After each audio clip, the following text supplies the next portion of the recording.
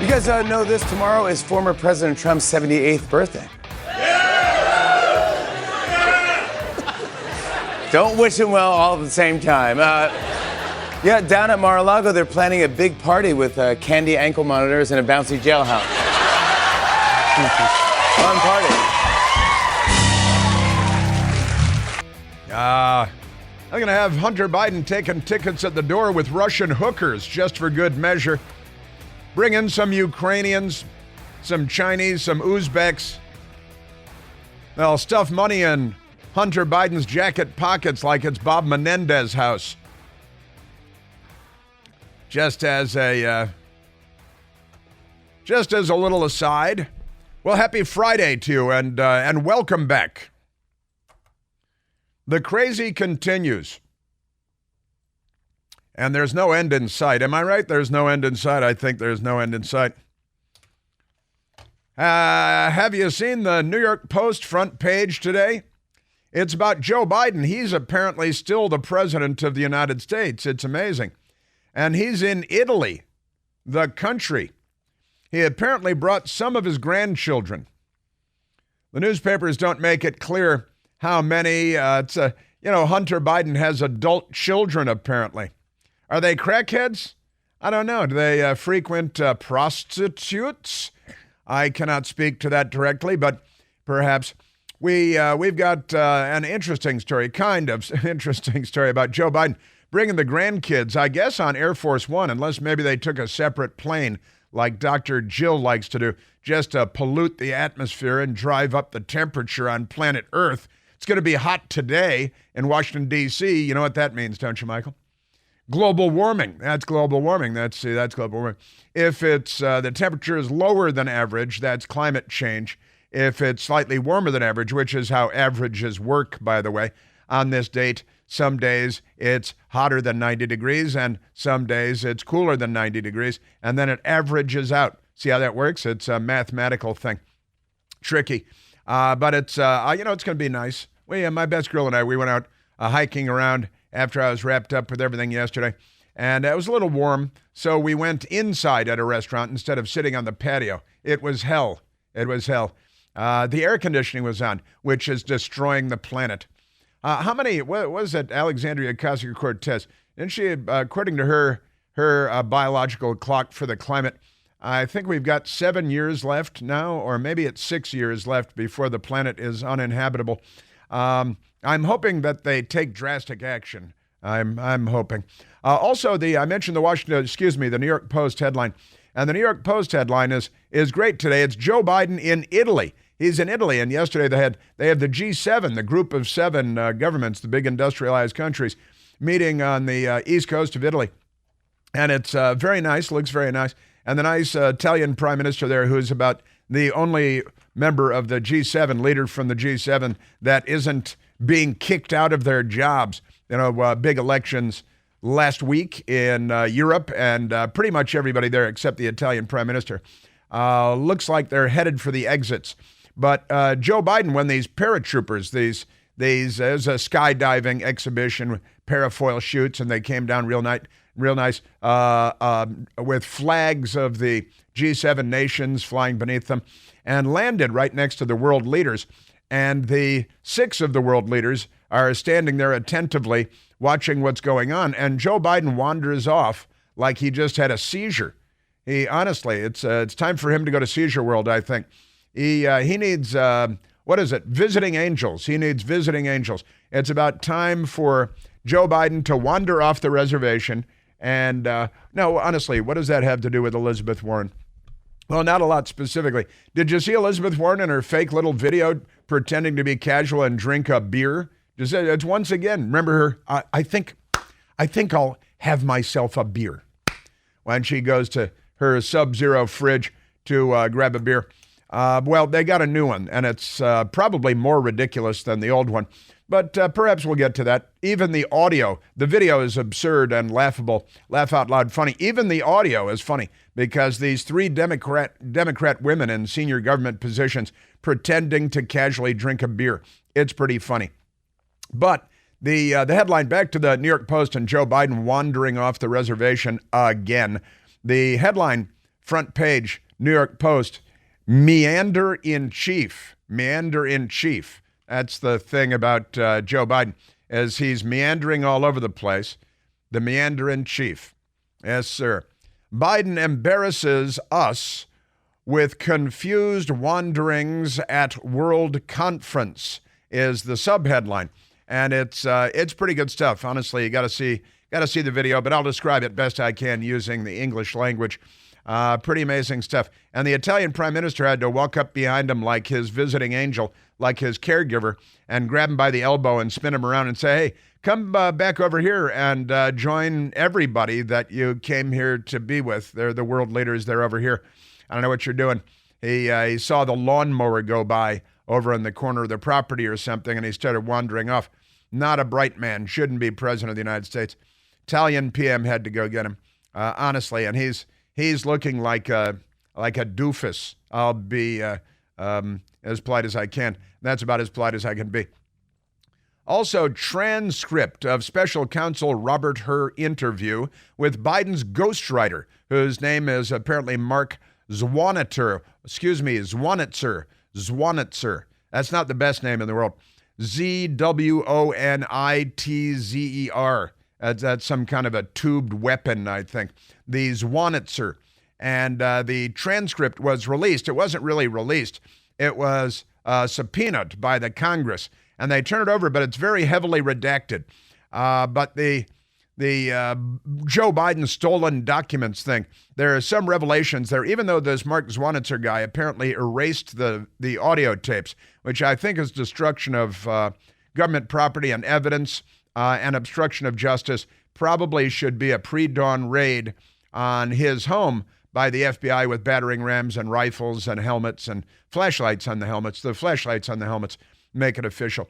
Pretty amazing stuff. We've got that. And as I mentioned, Hunter Biden's adult daughters. I wonder if he showers with them. Do you think, what is that, a family tradition or what? Hunter Biden's adult daughters join Grandpa Joe for G7 vacation in Italy.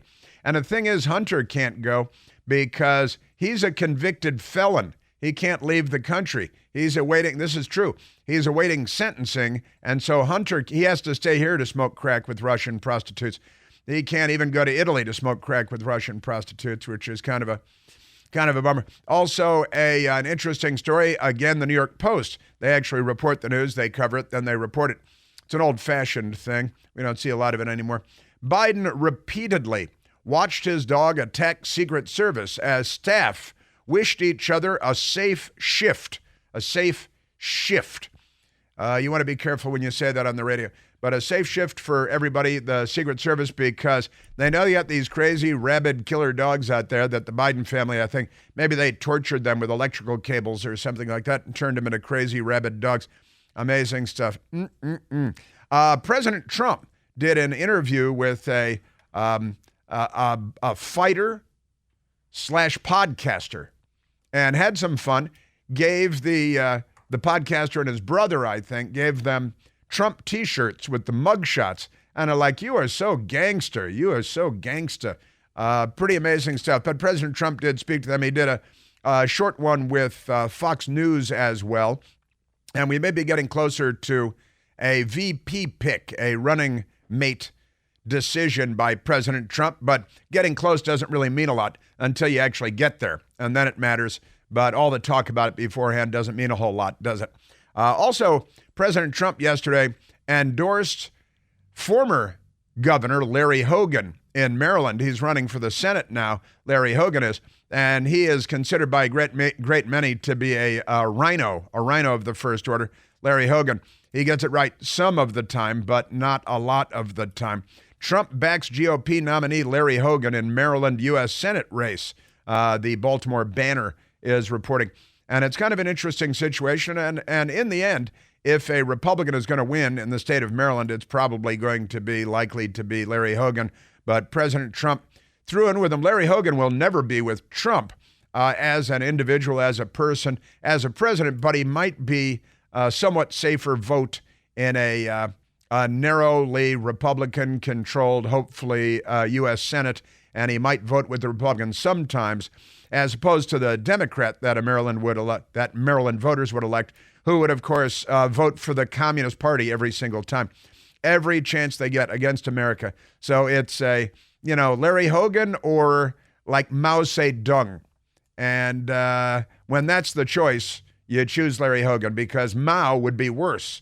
And that's who the Democrats are putting up all over the place, of course, because they really are the party of Mao. And they're the party of, if you're a Zionist, raise your hand. This is your last chance to get off the train. Amazing Democrat party that we have here. Also, there is a Florida Republican member of the House of Representatives. This is kind of fun. It'll just make the Democrats go crazy. He might just be trolling them.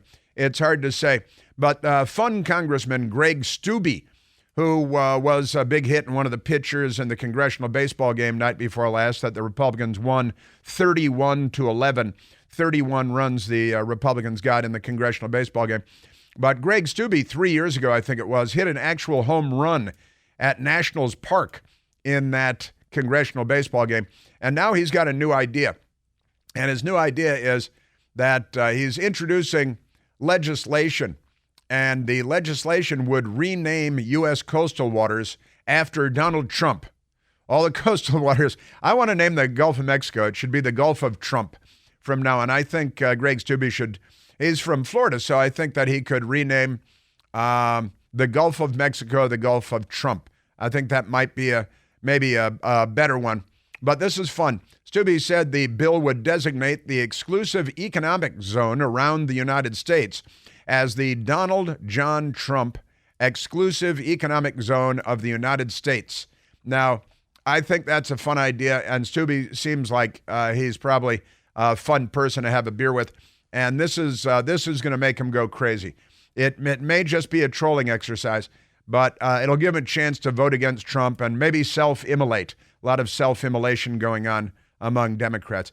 Also in New York, the man arrested with his Glock pistol, a handgun with a loaded magazine, plus 8 more loaded magazines, plus big knives, plus one of the craziest kind of whip billy club things you've ever seen, with a handle on it like a 1.5 feet long, looks like a metal cable with a big metal ball on the end. It's a medieval attack tool. And he was apparently going to go murder a whole bunch of people. It's not even clear whether he's an illegal alien or an illegal alien gang member because it's New York. Now, the police, they arrested him, and that's real good. They pulled him over because his license plate was blacked out or something. Then they said, hey, what's that sticking out from under your front seat? And they pulled him out and found all kinds of stuff.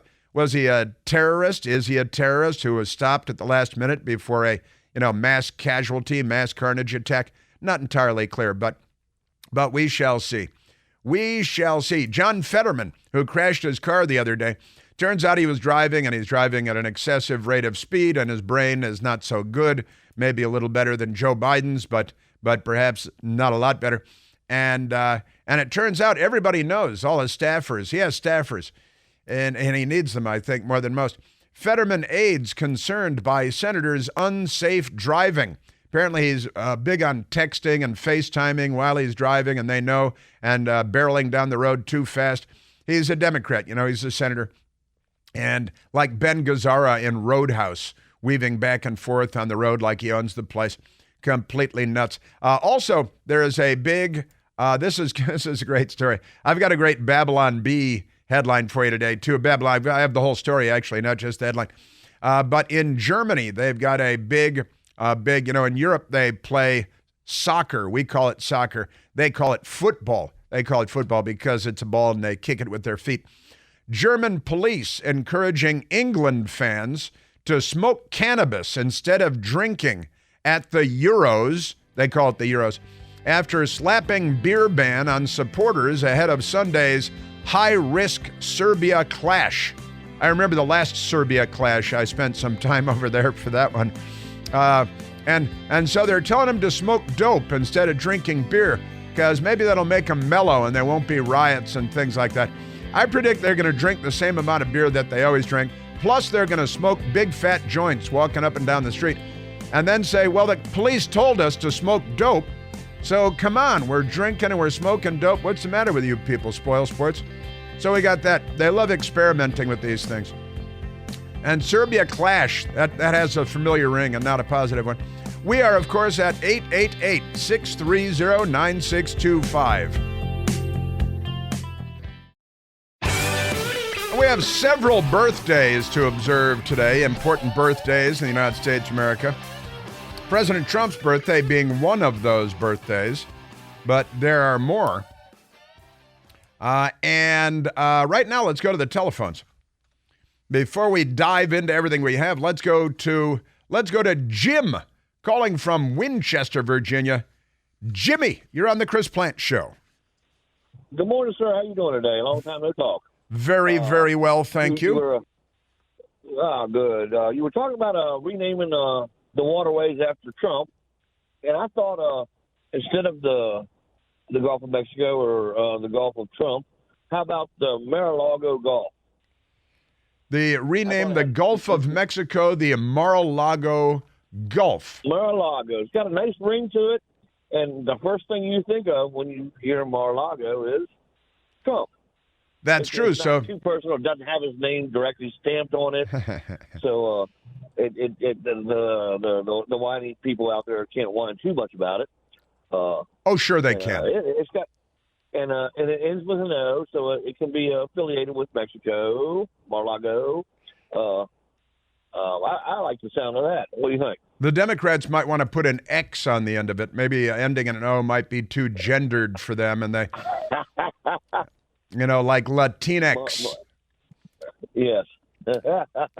Well, this is a fun idea by Congressman Greg Steube, and he's a Florida Republican, and he's talking about renaming not just the Gulf of Mexico, but designate the exclusive economic zone around the U.S., the Donald John Trump exclusive economic zone of the United States.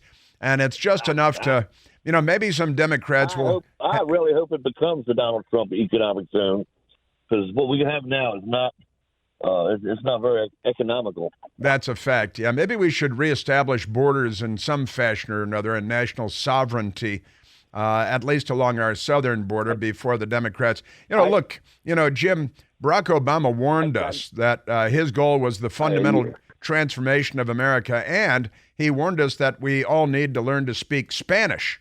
Now, he didn't explain why, but now I think we have a pretty good understanding as to what and this is Barack Obama's third term, make no mistake, and he's hoping for a fourth term because they haven't completely wrecked the place yet. They haven't made it utterly unrecognizable as the United States of America, which is their goal. We've got birthdays and a lot of good stuff coming up. Jim, thank you for the call. Renaming the coastal waters for Trump.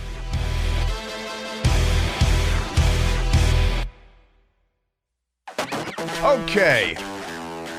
So much Democrat news, so little conservative time. Donald Trump's 78th birthday today. It is the birthday of the former and future president of the United States of America. And where is he today having his birthday? I'm not sure. For years when Barack Obama was president, we had a song that we played every year on Barack Obama's birthday.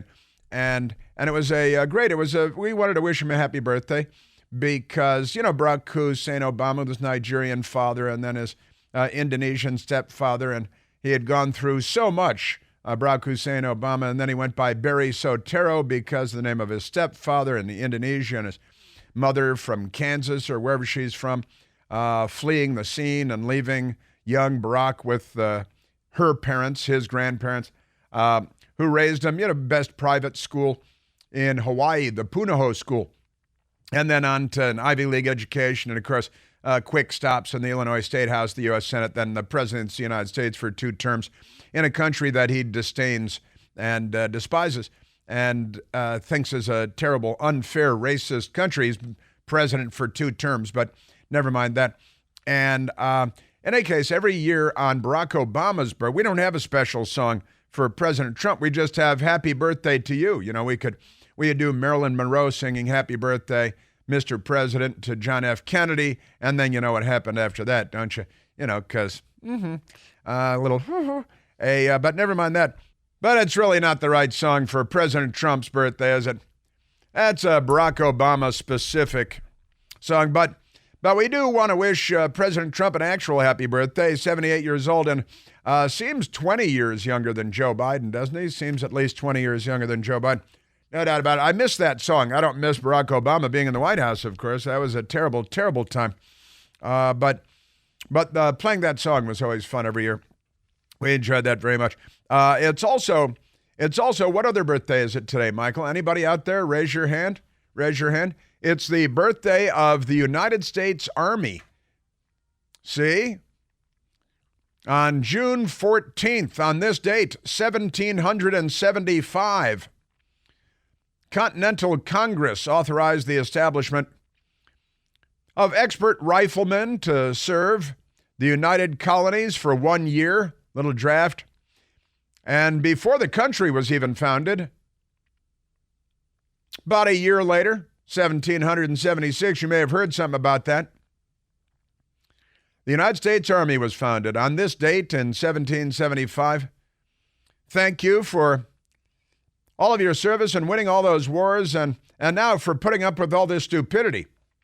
Saluting the United States Army on the Army's birthday. So what is now? It's 200, and I don't want to do math, 249 years old. I think that's correct. 249 years old. So next year it'll be 250 years old. See, 250 years old, which is kind of fun. And let's see, the country, we're 2 years away from being 250 years old, 250 years old. So I'm not sure, the bicentennial was 200 years, 1976, and it's going to be the Sesqua bicentennial or something like that.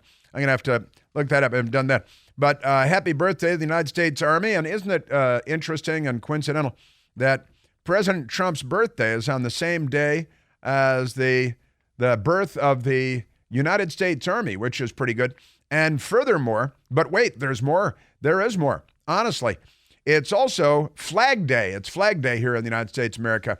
And I'm thinking maybe not a complete coincidence, but Flag Day in the United States of America is also today. And you know what that means? That means in very liberal cities, it's going to be hard to find lighter fluid for your, Runson lighter fluid for your Zippo lighters, which Democrats use to self-immolate and commit arson on historic churches and police cars and police stations, things like that. But they do self-immolate from time to time. So it doesn't quite come out in the wash, but it offsets a little bit, helps a little bit. Today is Flag Day, and that means that it's going to be hard to find Runson lighter fluid and the stuff that you get to light your charcoal briquettes in your outdoor grill, your patio, your backyard grill, because Democrats, they need that stuff to burn flags, to burn American flags. They don't burn rainbow flags. They don't burn Gaza, Palestine flags. They don't burn Hamas flags. They burn American flags. That's what they do. You may recall one of our favorite sound bites from that time was Hillary Clinton being nominated by the Democrat Party at their convention in Philadelphia, Pennsylvania. I mentioned it yesterday, where they showed up at their convention and they had no American flags. You went inside the hall, there were people with a Mexican flag, with a Palestinian flag. This is way back in 2016. And outside, what the Democrats were doing, they were gathering for the Democrat convention and they were burning American flags, naturally. And there was this hilarious moment when a Democrat burning the American flag and was very excited about it and pulling it around and then kicking the American flag. And oops, he accidentally set himself on fire, and a terrible, awful, racist police officer who they'd like to defund jumped in to try to save the moron's life. Move back! Move back! Watch it! You're on fire! You're on fire, stupid! You're on fire, stupid. It's that's one of our shorthand sound bites. Michael Piercy and I can look at each other and just say, "You're on fire, stupid," and we know that we're talking about that moment at the Hillary Clinton nominating convention where the Democrats were outside burning the American flag, which is what they do. Now, that wasn't necessarily Flag Day, but it was the day, one of the days of the Democrat convention in Philadelphia, Pennsylvania in 2016. And Democrats out there burning the American flag.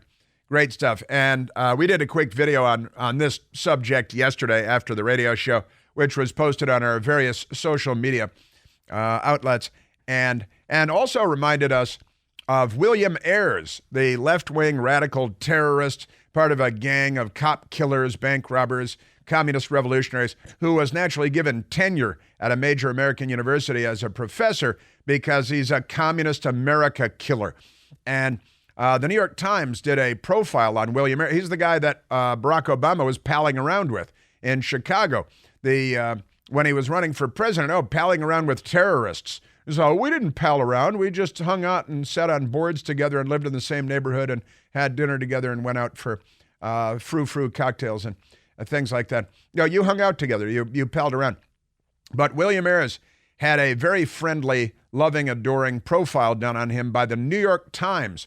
And it actually came out on Tuesday, September 11th, 2001, the day that the troglodytes from hell attacked the United States, changing the trajectory of human history forever.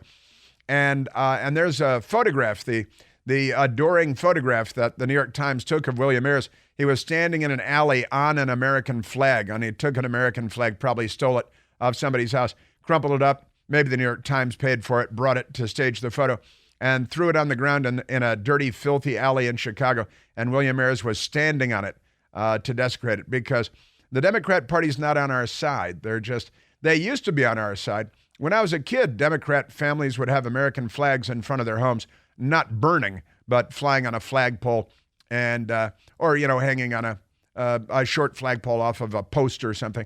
But Democrats used to fly the American flag and be proud of it. Not anymore. Democrats are not on our team anymore. They're not on Team America. They're on Team Anybody But America, aren't they? The Bullocks next door, real right-wingers. American flag up every day. Real fascists. Ought to be gassed. You know the type. You know the type. Ought to be gassed. It's a clip from a great minor classic movie, The President's Analyst. And that was William Daniels, I think. He went on to fame on television shows. I think he was a doctor or something. But the next door, American flag up every day. Real fascists. Ought to be gassed. Ought to be gassed. That's funny stuff. They call them fascists and say they ought to be gassed. The reason they're fascists because they have an American flag up every day. Pretty funny stuff. That was, like 1970 something, and they were ahead of the curve, I think, that movie in many ways. Pretty funny stuff. Pretty funny stuff. All right, now Joe Biden is in Italy, as I mentioned, where he is embarrassing himself, but he's not just embarrassing himself. You got to keep that in mind. He's also embarrassing all of us because, and again, he wandered off to the point where the Italian prime minister had to go grab him by the elbow and pull him back to join the group because he'd wandered off. And some in the media, like me and the New York Post, are pointing out his peculiar behavior, his odd behavior. But the media is jumping, the Democrat-controlled fluffer media. They're attacking anybody that points out that he's a dim-witted numbskull wandering off of the plantation there. The Democrats love their plantations. Amazing stuff. And the Mediaite left-wing rag, they've got a headline, White House blasts Murdoch outlets on misleading Biden video. It's not misleading at all. You show the video, and he's wandering off, and the other world leaders are like, where'd Joe go this time? Time to call his caregiver. Where's his caregiver? Somebody get visiting angels on the horn. Didn't they bring somebody along? They just lie, is the headline. White House blasts, quote, Murdoch outlets, end quote, like Fox and New York Post over misleading Biden video. It's misleading, they say. That's the best they can say about it. Joe Biden is misleading us every day by pretending to be president of the United States. The White House blasted Murdoch outlets, that's what they called them, the New York Post and Fox News, over a misleading video of President Joe Biden at the G7 watching a skydiving show. It's a skydiving show. Numerous right-leaning social media outlets specialize in posting misleading clips of President Biden. Did they ever post anything about Hunter Biden's laptop being Russian disinformation? Because I know some media outlets that did that and some corrupt intelligence officials that did that who should really be held accountable in a court of law. Honestly, how about Russian collusion? Did they ever post any stories for 3 years about Russian collusion that didn't exist. Amazing stuff. So there it is. And the RNC Research and Twitter X account being a prime example, but they often get an assist from right-leaning news outlets who amplify and promote the attacks. They're not attacks, they're showing the video. Like the skydiving video. President Biden is currently in Fasano. He's in Fasano, Italia, for the G7 summit, where he and other world leaders gathered to watch a skydiving demonstration before gathering for the traditional family photo. And that's when Joe Biden wandered off the reservation. Now, they're pretending that he didn't. And they attack the media. If the media doesn't sing from the Democrat Party sheet music, then the media gets attacked by the corrupt Democrat media. Now, the skydiver, there was one skydiver right in front of the 7 world leaders, and everybody was standing there watching him and kind of talking to him a little bit. And Joe Biden, there was another skydiver over there. There's another skydiver over there. And Joe Biden decided he was just going to go over and start talking to that guy. And honestly, the guy looks up once or twice like, shouldn't you be with the group of world leaders over there? What are you doing over here, you doofus? I'm just writing subtitles for him. And the Italian Prime Minister, Giorgia Meloni of Italy, walked over to the president and took his arm to lead him back to world leaders. Now, this is the friendly piece that's written about it. And they just kind of gave away the store here because the Prime Minister of Italy, Giorgia Meloni, they say, had to go over and take the president's arm and lead him back to the world leaders. The clip was captioned, "What is Biden doing?" That's perfectly a legitimate caption because it's very curious, like so much of his behavior. But if you point it out, you can depend on the left-wing media to attack you for reporting what is true, what is obvious, what you can see with your own eyes. Our news media, the most corrupt institution in the United States of America. Aren't they extraordinary? And I still haven't gotten to Joe Biden and the CNN phonies, but I've got that coming up.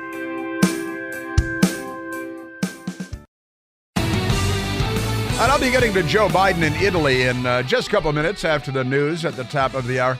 And the phony, baloney, corrupt news media. And this whole thing about Joe Biden wandering off. He wandered off not to talk to another skydiver, but to one of the ground crew guys that was just rolling up the parachute, somebody else's parachute.